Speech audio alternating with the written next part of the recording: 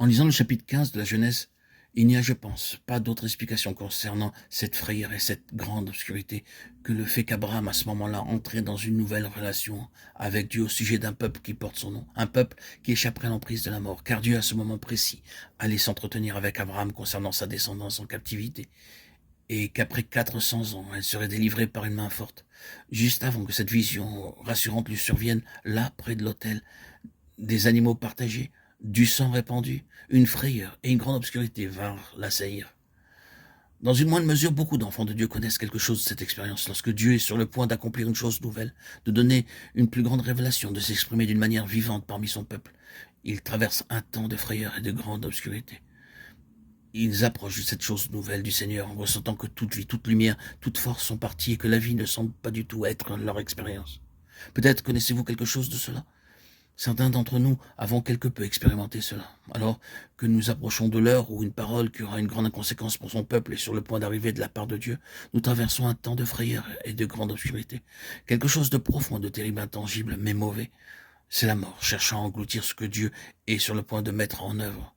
C'est la mort cherchant à dévorer cet enfant dès qu'il naîtra.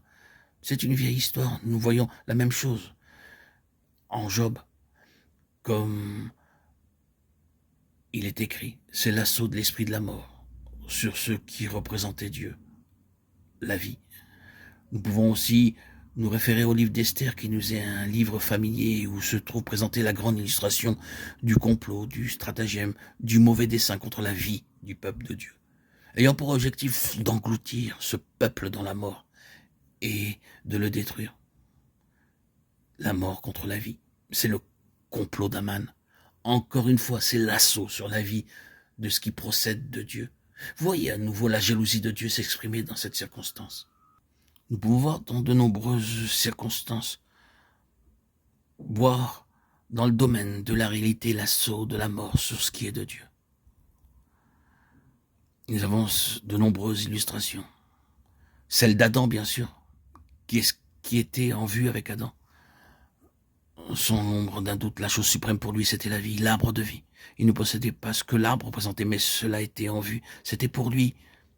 La typologie indique clairement que la pensée de Dieu pour l'homme était finalement qu'il possède la vie éternelle.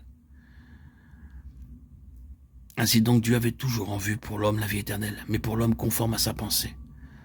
La grande chose en vue pour Adam était la vie éternelle, dans une communion vivante avec Dieu. Et Satan porta un coup à cette étonnante chose dans le but de contrecarrer cette vie, et il y parvint temporairement.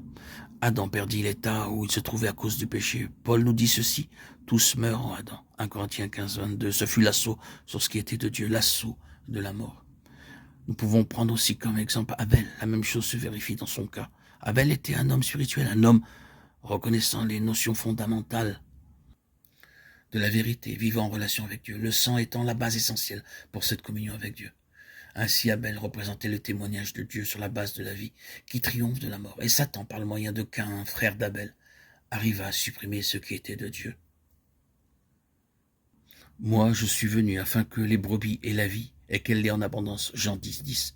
C'est bien sur cette vie-là que Dieu se présente comme étant aussi jaloux. Cette vie-là est bien la pensée par excellence du Seigneur. Et l'Ancien Testament est un type terrestre, une représentation de la vérité céleste.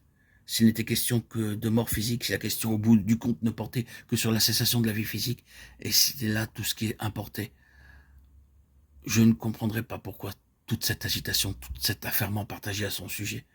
Mais l'accent dans l'Ancien Testament réside dans le fait qu'il est annonciateur de quelque chose de plus grand, qu'il est représentatif et qu'il illustre une autre vie. Il ne faut pas parcourir longtemps le Nouveau Testament pour se rendre compte que ce qui est la contestation dans l'Ancien Testament, la vie même, est transposée dans un autre domaine, celui de la vie spirituelle de l'homme, de la vie éternelle. Cette contestation se porte dans deux directions. Premièrement, l'homme possédera-t-il cette vie ou non? Deuxièmement, cette vie, une fois possédée, aura-t-elle toute la liberté de se manifester jusqu'à son expression finale? Ou sera-t-elle étouffée, contrecarrée, mise en échec et entravée? Telle est la contestation.